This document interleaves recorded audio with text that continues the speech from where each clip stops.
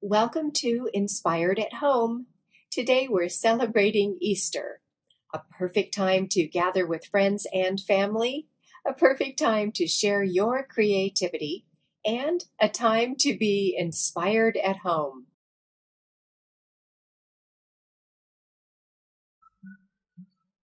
Hi, I'm Tiffany Windsor, and I am so delighted that you are joining us today for our Easter episode here on Inspired at Home. When I was a kid, my mom made every holiday a special occasion, and Easter was no exception. I love the memories of dyeing Easter eggs with my sisters and my mom and heading on out on Easter Day for the big Easter egg hunt. One of the other things I remember on Easter is always getting all dressed up. You know, I really don't remember these photo ops as much as the huge Easter parties that Mom had each year. Every cousin and every neighbor and their friends would come to our house for a humongous Easter egg hunt. Whoever found the golden egg won a duck or a chicken, as in a live animal, not a toy. Each year, I was always determined to find that golden egg, but I never won. So the ducks and the chickens always found their way to someone else's home. So the reason for this long introduction is that my sister Eco Heidi has created a recycle project to share with you today that reminds me of the colors and the yumminess of those sweet treats that we used to put into the little bags and hide in the grass in the backyard. It brings back some really great childhood memories. I'm delighted to welcome my sister, Eco Heidi. So, how many times have you been to a potluck or a picnic and you watch all these plastic utensils go in the trash? Well, I've got a great idea for you, and you'll never put them in the trash again. Take a look.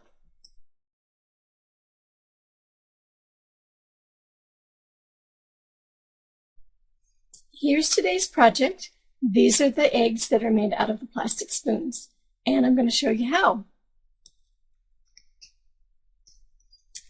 First, you're going to need some shredded paper, and this is my recycled paper. Sometimes when I print things out or bills or whatever that I don't want to go into my trash, I just put them through my paper shredder. And then you're going to need a card. You need some plastic spoons, some dimensional paint. Also, I have, this is some fabric spray paint from Tulip. It's green. And you're going to need a little candle and some glue. So let me show you how to get started on this. First thing I do is I take my shreds and you just spray the paint into the plastic bag. You kind of mix it up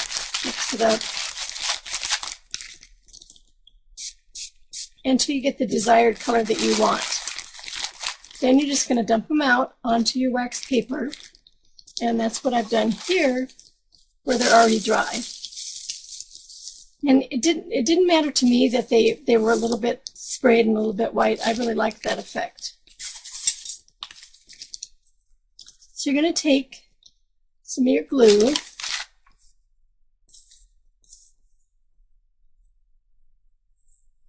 Actually, I'm going to take the lid off this.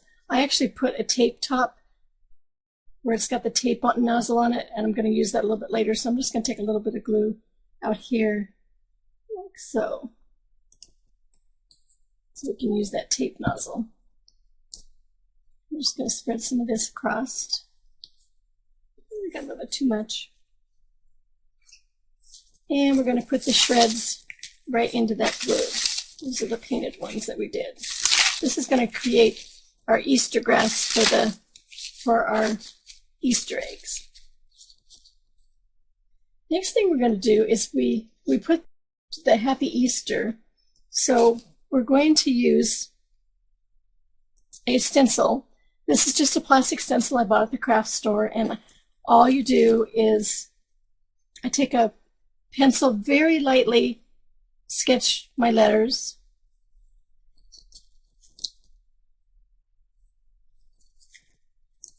And you can put anything you want. I'm just putting happy right now. And again, like I said, do it lightly because you want to put the dimensional paint over that.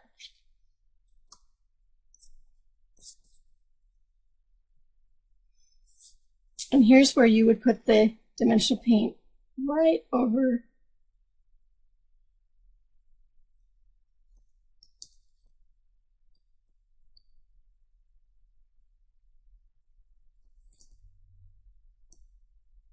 Now, what I did forget to mention when you're going to use dimensional paint, please always shake it down and test it first. Dimensional paint tends to want to burp or spit, whatever you want to call it. Sometimes it just kind of spits out.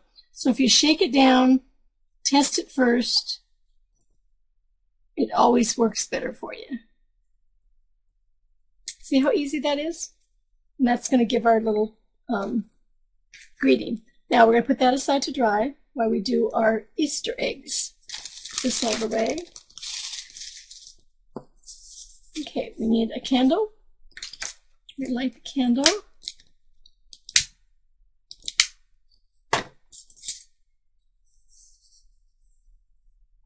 Now you don't want to put your spoon down into the flame because it will turn it black. What you want to do is you just want to kind of heat it over the flame, and it's right in between the stem and the bowl. And you just kind of move it. You can kind of see how it wiggles. What I do is I usually pull it apart, and then I can cut it easier.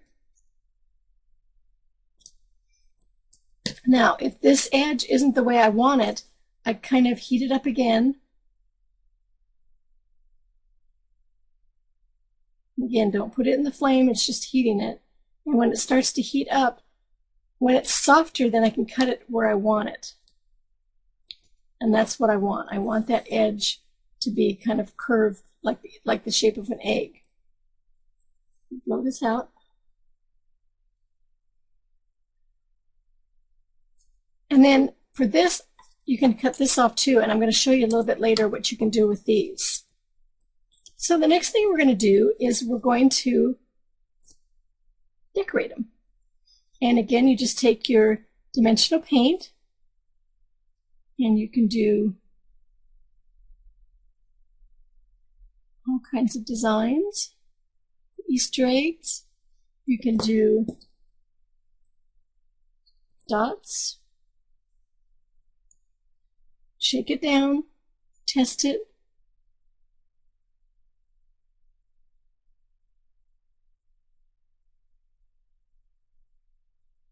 Until you have it all covered. Now I have a few here that I did a couple hours ago where I was just kind of playing with them. And I wanted to show you another little secret. If you take wax paper and you kind of play with some other shapes, like let's say we want to do a flower, like so. Let's see where yellow is. We would put a dot, and then we would put dots around it. Oops, see, that one just spit.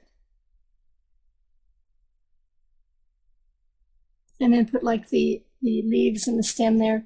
But what happens when you do this, let me see if these are dry from earlier. And also you can see how I put the rhinestones in it.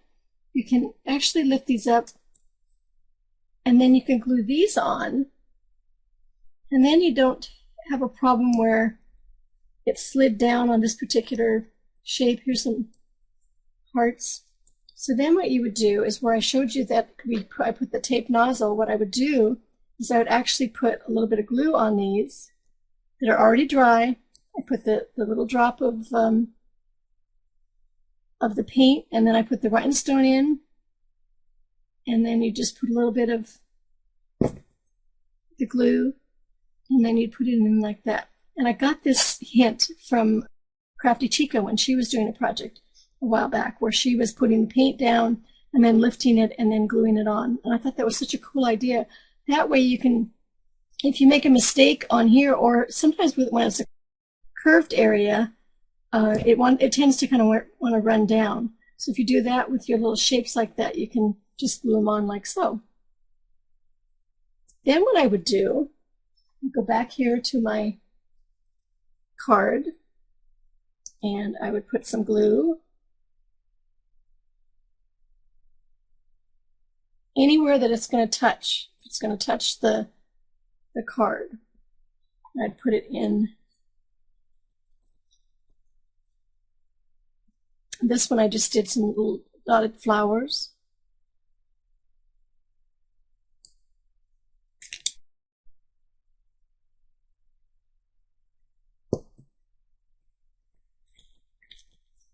And then I would put this one probably there. Then what you can do is you can always go back and glue a little bit of that shredded paper over the end of it, kind of look like it's nested into the grass.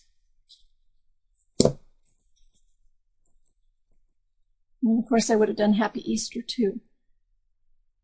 Now I want to show you one more thing before I finished. Get these all out of the way. Because I showed you the Easter eggs. This is the Easter basket. So this is what you would use these pieces for. You would actually use these, whoops. You would take them all and glue them along here. Let me see if I can show that. And then you would paint them brown. And also this is a handle, so you have 1, 2, 3, 4, 5, 6, 7, 8, 9, 10, 11 of the handles that actually make the basket. So you can make like a little wall hanging of the Easter basket and bring it out at Easter time. This shows you all of these are decorated in a little bow. And isn't that fun and colorful? And it's just another way to reuse your plastic spoons so that they don't go into the landfill. Thanks everyone. See you next time.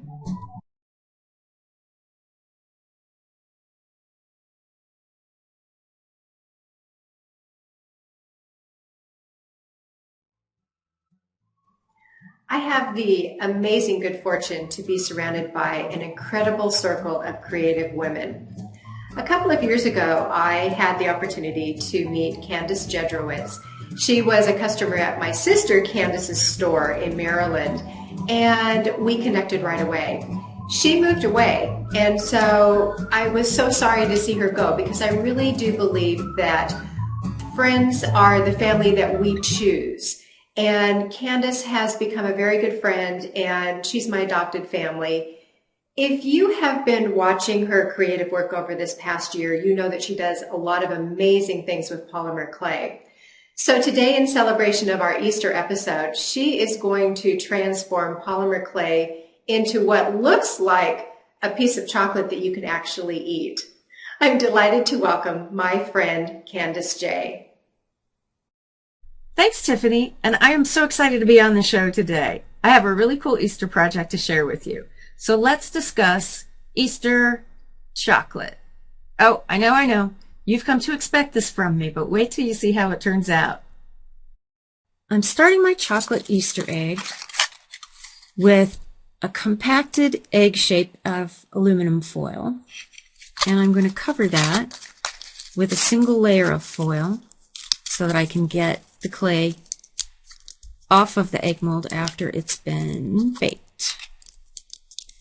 Smooth it out the best you can, and then drape your clay over the form, and without pulling too hard or pushing too hard, let it start to form over the mold. Now, you can see on this side that I'm going to get some folds, but I'm going to try to smooth those out as I go.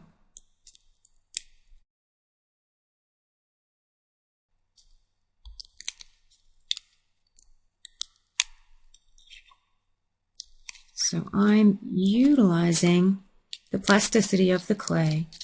Is that a word? Plasticity.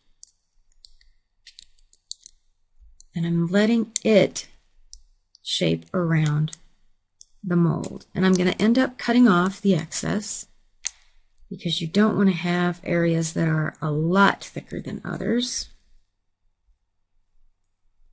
But you can see I'm getting very, very close.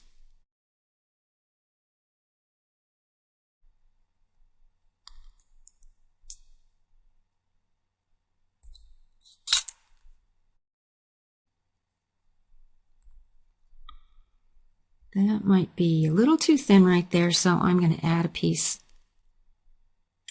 on it.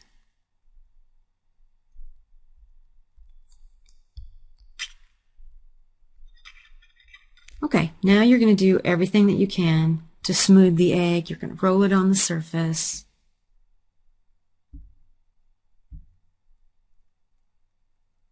You're going to smooth it with your fingers.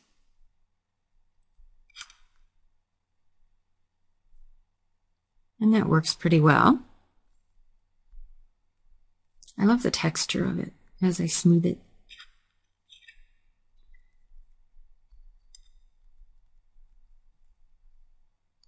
You want to look at it from both ends to see that it's staying symmetrical. And here I have one that's already smoothed, and I've flattened the bottom part. And now let's get colorful. I used all of these colors to make this simple clay cane. I stacked them, and then I squeezed both ends so that I could round it out. And now I'm going to reduce it by rolling it. And as I do, you can see how easy it will be to twist it up.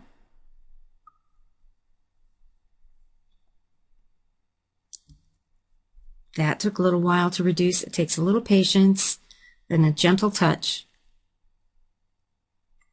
If you find that it's untwisting, twist it back up. I think this one is the size that I want. Yep, so find the bottom. All right, start at the back. And I'm just going to wrap it around.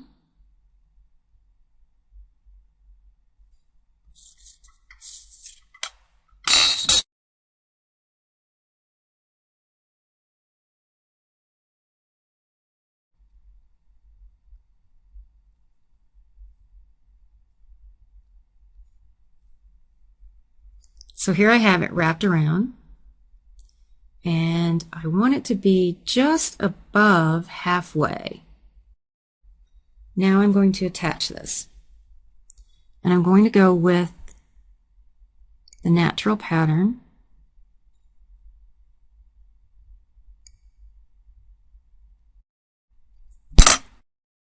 Definitely need to straighten it back up.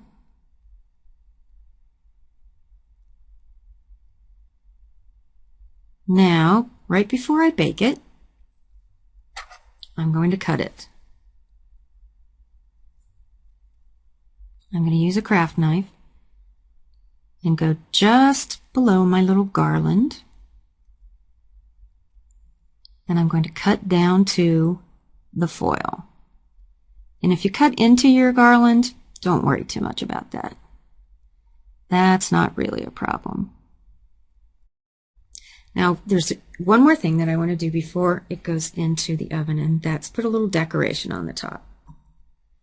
So I have this little tiny piece of the garland that I'm just going to break into 3 pieces.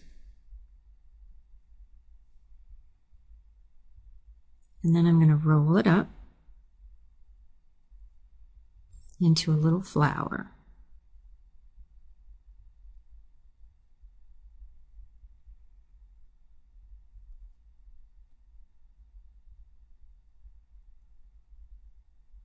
Okay, I have 3 little flowers on the top now. And I need some green to make some leaves.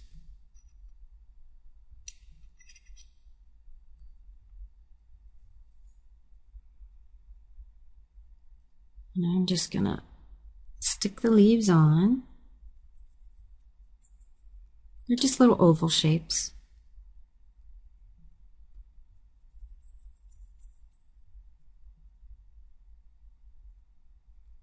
And I'm going to give them a little definition, and that helps to attach them as well.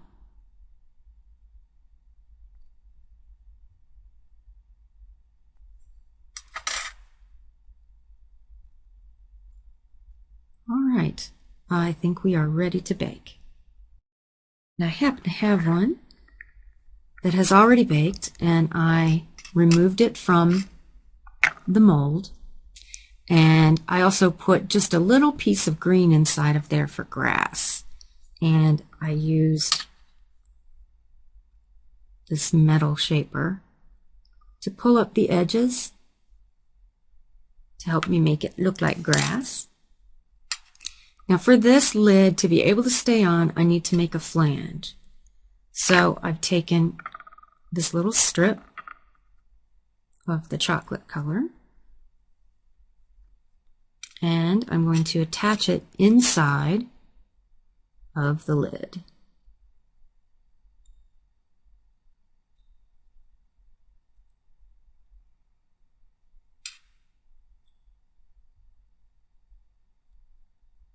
It takes quite a bit of adjusting, but it will turn out just right, I promise.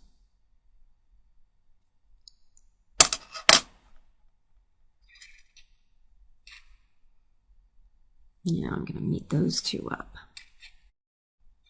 So I'm going to go inside of there, and I'm going to put some pressure on it while I'm pushing down,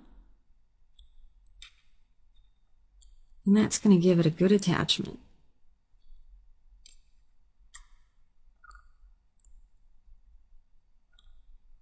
Okay, I'm good and attached.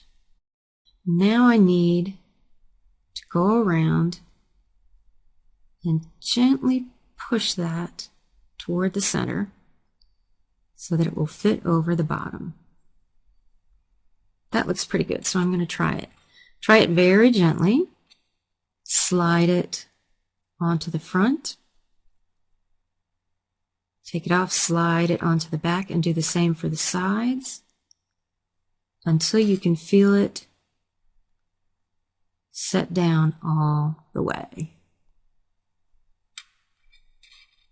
Oh, not quite. All right, so then take it back off and see how it looks. Has a little bit of grass on it.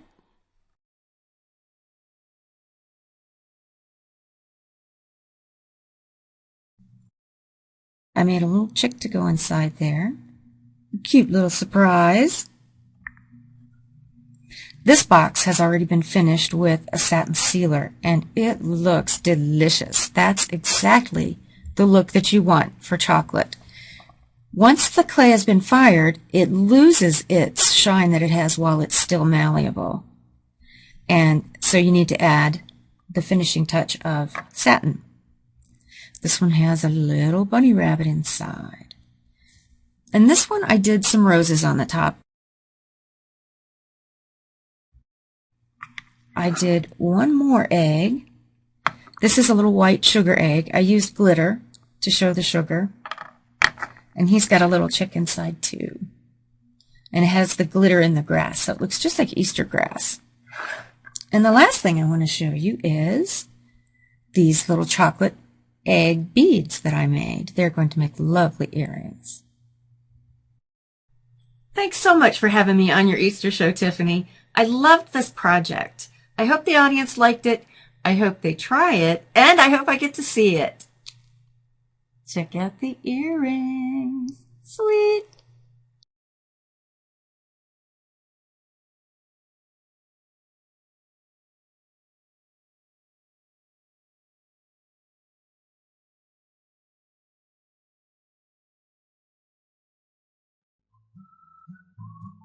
Okay, so I'm pretty excited because now I get to introduce a friend of mine for her first appearance here on the Cool to Craft Network. You may know her as the official spokesperson for the Craft and Hobby Association, You may know her for her PBS show. She has a brand new series called Super Simple. Or you may recognize her from her incredible craft demos on her YouTube channel. Do you know who I'm talking about? It's Terry O, of course.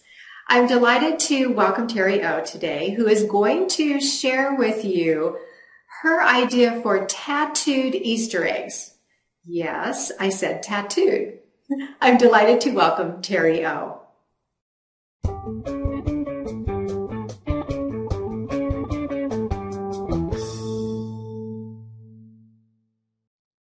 I'm sure the real Easter Bunny wouldn't be happy if he saw these eggs. Or she.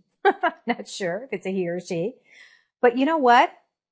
They are darn cool. This is a completely different way to decorate Easter eggs, and I like to call it tattooing your Easter eggs. This is basically fiber. It's wool. And what I've done is I've used the felting technique in order to decorate all of these eggs. Look how cute this is. I have to show you this. Just it's down here. Look. How cute is that? It's fuzzy and it's soft. It's beautiful. Look at this one. I think these are so cool. My son actually made this one. You would know it. He made it because black. He's got black and everything. But these are just adorable and they're super easy to do. So here's what you need in order to tattoo your Easter eggs. First of all, you need some styrofoam eggs. Any size will do. You can use large eggs or the really little eggs. I've got a couple medium ones here. And then you're going to need, this is basically wool, and it's hand-dyed wool. And some of it's a little bit coarse and some of it's really soft and smooth, and you can buy it by the color, or sometimes you can get combo bags. Look at this one. This one is just beautiful. All the different colors it has. I just think it's yummy. Anyway, you need some of this, some of the wool. It also comes in yarn, like strands, if you will, in different colors as well. And it's also wool.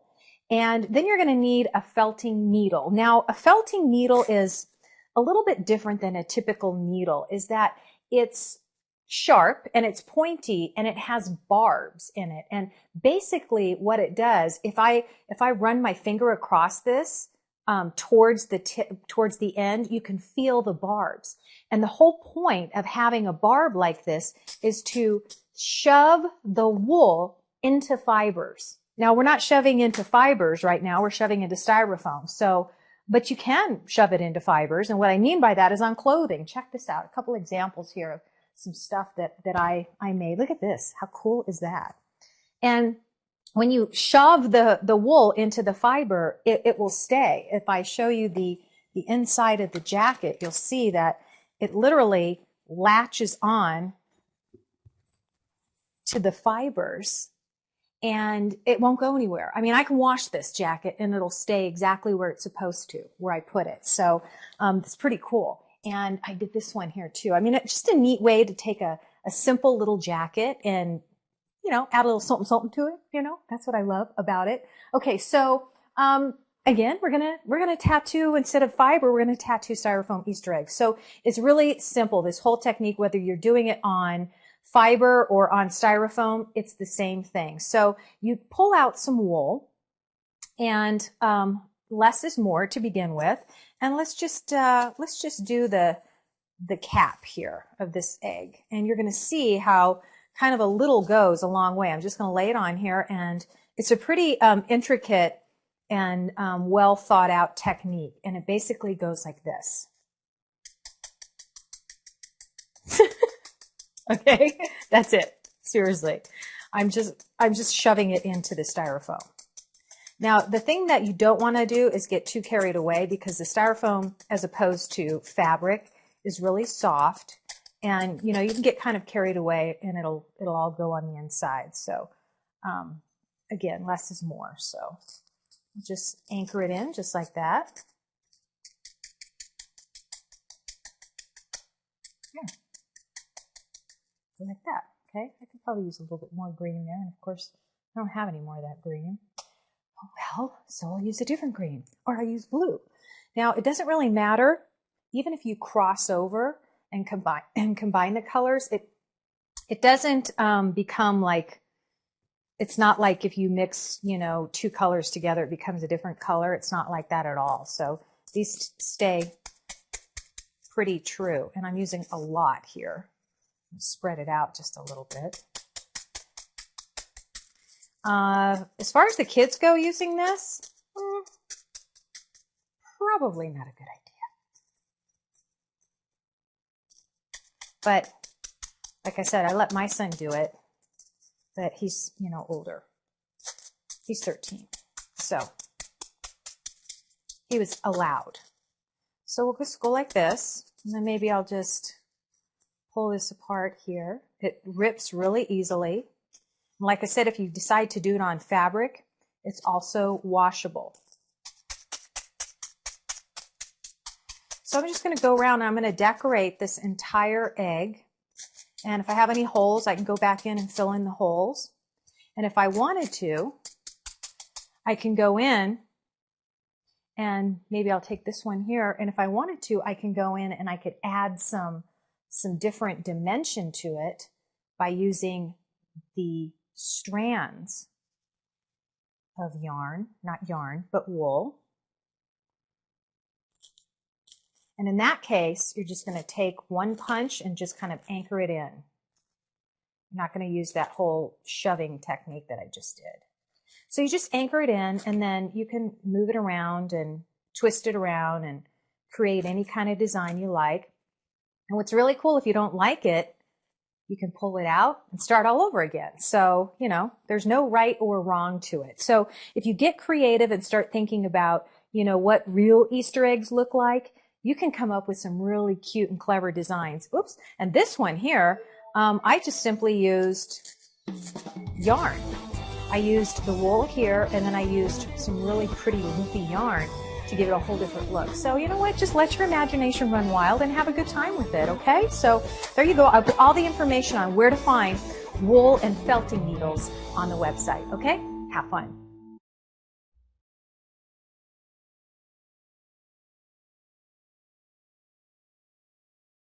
Last year, my sister Candace introduced me to dyeing Easter eggs naturally. You know, Mother Earth provides us with the most incredibly yummy, organic, natural colors. And it's really easy to dye your Easter eggs with your veggies and herbs that have those really rich colors and juices. So I'm going to head on into the kitchen, and you can take a look at some of the Easter eggs that I dyed with natural dyes. I'll see you in the kitchen.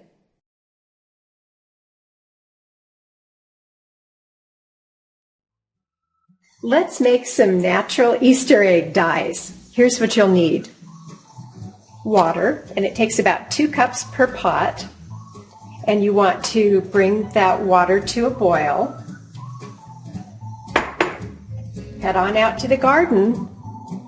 Here's some great selections. A beet is perfect, lots of really rich color. Some leafy greens like spinach, red cabbage leaves, and onion skins. All of these make beautiful natural dyes. You can also use herbs. This is turmeric and alkanet. All you need to do is start adding these into the water.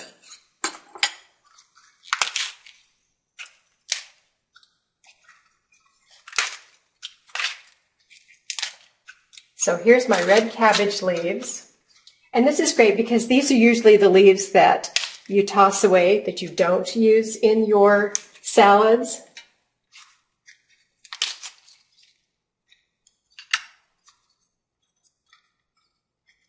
So bring this to a boil and then turn it down to simmer. Let this simmer for about 15 minutes. When you're working with turmeric, be really careful because it's really strong dye color. This is all natural, but it's very, very strong. So be sure that you protect your sink, any clothing that you're wearing. You're going to get a great color from the turmeric. The alkanet is a beautiful natural red dye.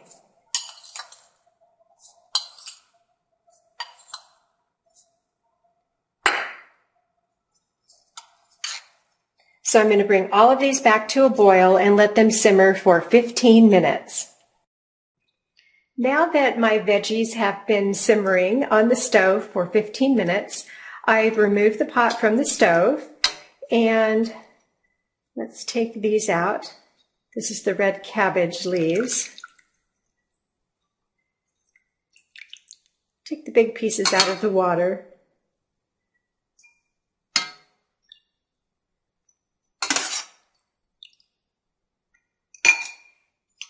And I want to strain this into my bowl.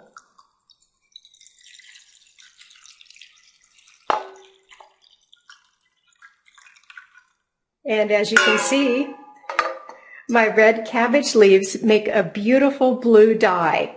I'm going to let this set to cool to room temperature.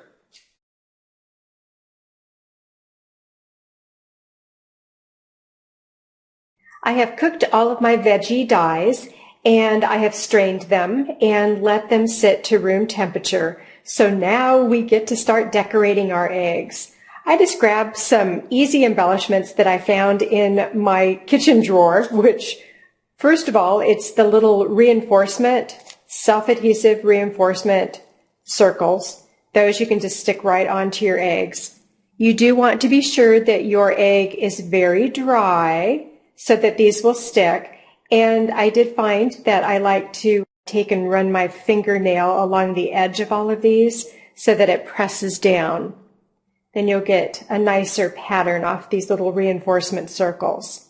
Another way to add some interesting design to your egg is to use your kitchen string. And you just start wrapping it around.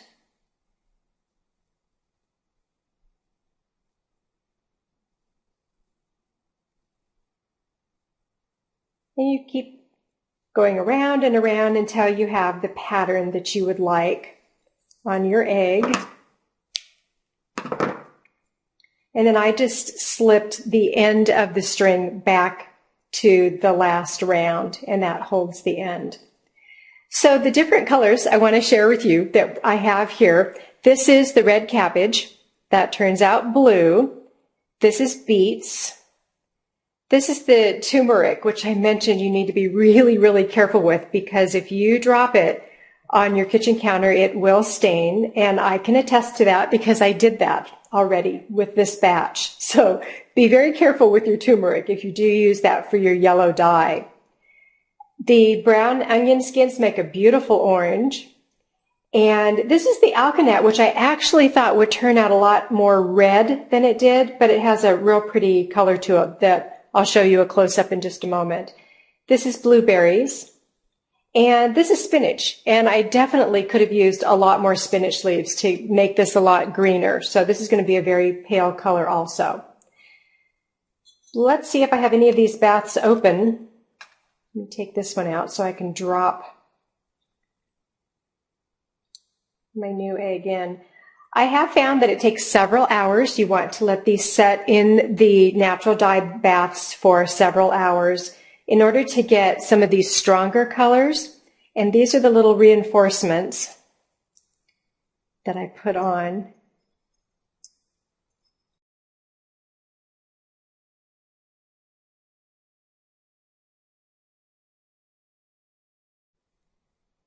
And these held really nicely.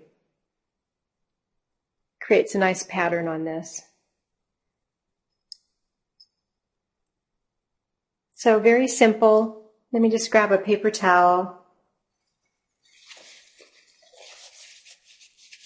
and dab it off. Pretty cool. This was the egg that I put into the blueberry bath. Actually, I did yellow first. So when I pull these off, I should see a hint of yellow underneath these. So put it into the turmeric dye bath first, then dried it off completely, put the little reinforcements down so that it held the yellow color underneath. Super fun, super easy, and it's so great to learn how to use your vegetables and herbs for the natural colors. You just keep working at that to take off all of those reinforcements to reveal your pattern.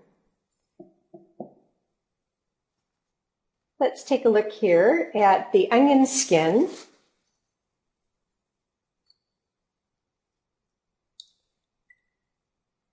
As I mentioned, it's a beautiful orange.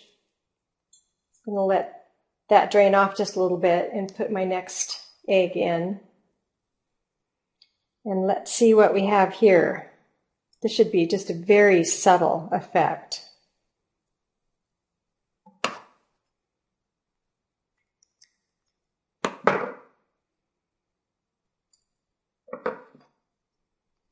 Definitely when you're cooking all of your vegetables and herbs, use lots of them in the pan so you get as deep of a color as you can.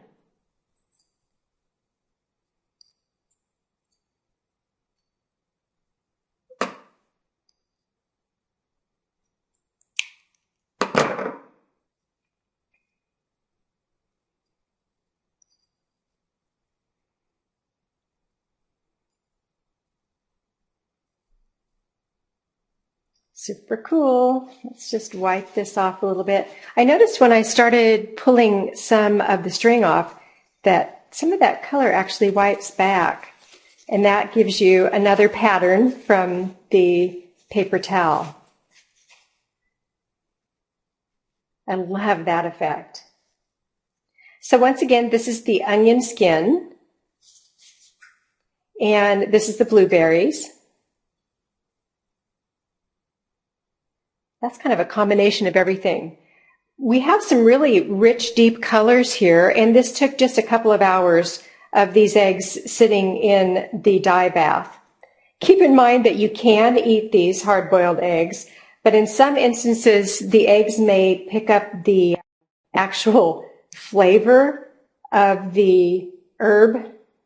So you may have your hard-boiled eggs that taste a little bit like turmeric. You can see this was the spinach, and I don't really have much color on that, so we're going to put that into another bath. This is the red cabbage. That's just starting out to be a really soft blue, so I'm going to let that set for quite a bit longer. Here's the turmeric. Ooh, nice bright yellow. And I put those little reinforcements on this also. Have some fun. Dig into your veggie bin in your refrigerator and color up some fun Easter eggs for your Easter celebration. I love my new dyed eggs. They're so beautiful. Look at those colors. That's all natural. Just in case you didn't notice, I didn't plan it this way, but all of my guests and I today created projects featuring eggs. I don't know how that happened, but when we each thought of Easter, Easter eggs came to mind.